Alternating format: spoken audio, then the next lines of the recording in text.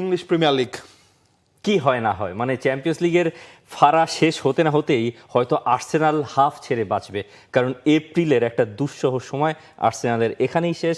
সামনে থেকে একটা মাস, যেই মাসটা সব কিছু নির্ভর করবে এই একটা মাসের ওপর, যে মে মাসে এদিক থেকে ওদিক হয়ে যেতে পারে, যে মে মাসে আর্সেনালের হয়তো পুরো 25 বছরের 22 বছরের একটা বড় লম্বা সময়ের একটা ভালো উপসংহার আসতে পারে। মিকেল আর্তেতার season defining moment, season defining month এই মে মাস, এবং এই মে মাসে আর্সেনাল যতগুলো ম্যাচ খেলবে সেই ম্যাচগুলো আমরা এক নজরে আরও একবার দেখতে পারি। তার আগে এই সপ্তাহে প্রিমিয়ার লিগে আর্সেনাল যে ম্যাচটা খেলবে ফুলহ্যামের সঙ্গে শনিবার রাত 10:30টায়, এবং অপরদিকে তাদের নজরটা থাকবে এভারটনের সঙ্গে যখন ম্যান সিটি খেলবে সোমবার রাত 1টায়। তবে আর্সেনাল যদি ফুলহ্যামকে ঘরের মাঠে হারাতে পারে, যেহেতু আর্সেনাল নিউক্যাসলকে হারিয়ে একটা ভালো একটা পজিশনে আছে, প্রিমিয়ার লিগে 3 পয়েন্টের একটা লিড আছে, ফুলহ্যামের সঙ্গে ওই ম্যাচটা জিতলে আর্সেনালের পয়েন্টে লিড হবে 6। যদিও দুটো ম্যাচ ততক্ষণে ম্যানচেস্টার সিটি কম খেলে থাকবে, কিন্তু ম্যানচেস্টার সিটির ওপরে ওই চাপটা তো থাকবে। বসুন্ধরা টিস্যু, অশুদ্ধতার বিরুদ্ধে এক বিন্দুও ছাড় নয়। এবং এভারটনের বিপক্ষে অ্যাওয়ে মাঠে গিয়ে, এভারটনের গ্রাউন্ডে গিয়ে 3 পয়েন্ট নিয়ে আসা তো চারটিখানি কথা নয়। অপর ম্যাচগুলো আমরা দেখি ইউনাইটেড, লিভারপুল রবিবার সুপার সানডে রাত 8:30টায়, অ্যাস্টন ভিলা আর টটেনহাম, একটা রেলিগেশন ব্যাটেল টটেনহামের জন্য অপেক্ষা করছে। অ্যাস্টন ভিলা মোটামুটি টপ 5 নিশ্চিত করে ফেলেছে, তবে টটেনহামকে একটা লাথি মারতে তো অ্যাস্টন ভিলার খুব একটা অসুবিধা হওয়ার কথা না। আর চেলসি নটিংহ্যাম সোমবার রাত 8টায়, সেই ম্যাচটাতেও হয়তো আপনি নটিংহ্যামকে ফেলে দিতে পারবেন না। নটিংহ্যাম ফরেস্ট এমনই একটা দল। দেখেন, এই জায়গাটায় আর্সেনালের যেই জিনিসটা করতে হবে, মাইন্ডটাকে শিফট করা খুব কুইক টাইমের মধ্যে। চ্যাম্পিয়ন্স লিগ একটা চ্যাপ্টার, এখন আপনার ফিরতে হবে আবার আপনার মূল যে চ্যাপ্টার। চ্যাম্পিয়ন্স লিগও যে মূল না তা না, কিন্তু যেইটার জন্য আপনার এতদিনের অপেক্ষা। আবার এটাও না যে মাঝখানে আর্সেনাল চ্যাম্পিয়ন্স লিগ ভুড়ি ভুড়ি জিতে গেছে, তাদের কাছে চ্যাম্পিয়ন্স লিগ ডাল ভাত, প্রিমিয়ার লিগটা তাদের ফোকাস, সেটাও না। কিন্তু এই জায়গায় আপনার তো একটা মাইন্ডটা শিফট করতে হচ্ছে।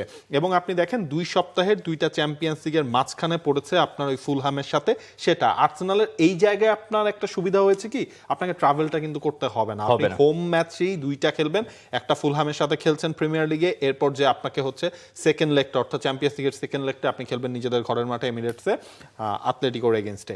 ওই জায়গাটায় হচ্ছে কিভাবে তারা মাইন্ডটা শিফট করে, ওইটা একটা বড় ব্যাপার আর্সেনালের জন্য। ধরেন চ্যাম্পিয়ন্স লিগ যত যাই হোক, আর্তেতা প্রেশারটা কিন্তু পড়বেন যদি প্রিমিয়ার লিগ যেখানে তারা ছিল সেখান থেকে যে শেষ পর্যন্ত যদি তাদের প্রিমিয়ার লিগের টাইটেলটা হারাতে হয়, সেইটা হচ্ছে আর্তেতার জন্য একটা বিগ চ্যালেঞ্জ। কাই হাভার্টসকে গতকালকের ম্যাচে আমরা দেখি নাই, কিন্তু দেখা যাবে হয়তো বা ফুলহামের এগেনস্টে ওই ম্যাচটায় কাই হাভার্টসকে আবারও শুরুর একাদশে ফিরিয়ে আনা হলেও হতে পারে। এবং আর্সেনাল ম্যানচেস্টার সিটি, তাদের ওই পয়েন্টের গ্যাপটা 3 পয়েন্টের।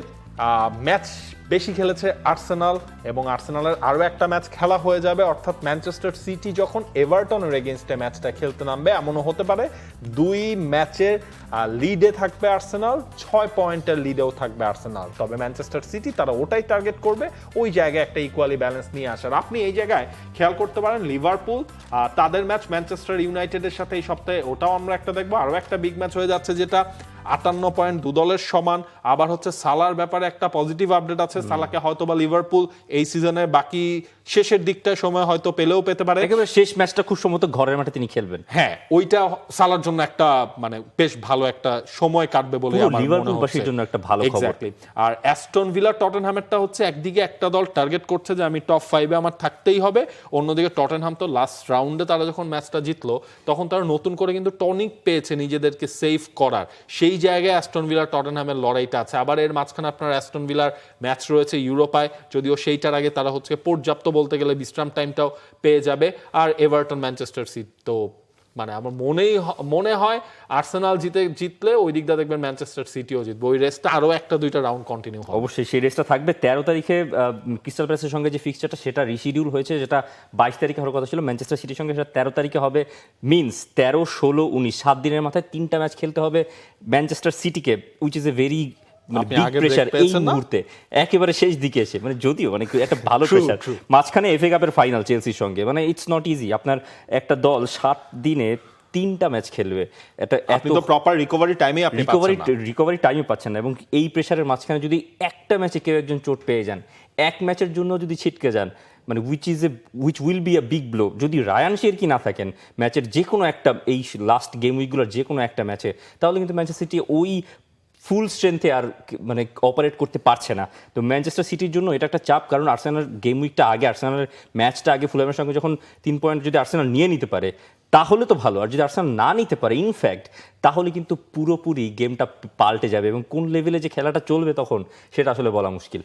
আবারও আপনাদেরকে মনে করে দিতে চাই, আর্সেনালের হাতে যতটা না তাদের প্রিমিয়ার লিগের শিরোপা Exactly. আছে তার থেকেও বেশি সেটা ম্যানচেস্টার সিটির হাতে রয়েছে, কারণ গোল ডিফারেন্স দিন শেষে একটা ম্যাটার হয়ে যায় কিনা এবারে প্রিমিয়ার লিগের টাইটেল ডিসাইডিং এ, সেটাও আসলে সময় বলে দেবে। সেটার জন্য আমাদের অবশ্যই অপেক্ষা করতে হবে মে মাসের শেষ সপ্তাহ পর্যন্ত। এর আগে যদি দুই দল তাদের নিজেদের কাজটা করে ফেলে তাহলে হচ্ছে ওই ক্লাসিক লাস্ট ম্যাচডে সবকিছু বলে দেবে প্রিমিয়ার লিগের শিরোপা যাচ্ছে কার কাছে। এই রাউন্ডটা অর্থাৎ এই সপ্তাহের প্রিমিয়ার লিগের রাউন্ড নিয়ে আপনাদের মতামত কি, আপনারা কি দেখছেন, কে জিততে পারে, আর্সেনাল কি পথ হারায় কিনা, তা সবকিছু জানিয়ে দিতে পারবেন কমেন্ট সেকশনে। For more updates, subscribe to our YouTube channel and click on the bell icon. Follow us on Facebook and Instagram. Download T-Sports app to enjoy exciting games and highlights. Visit tsports.com.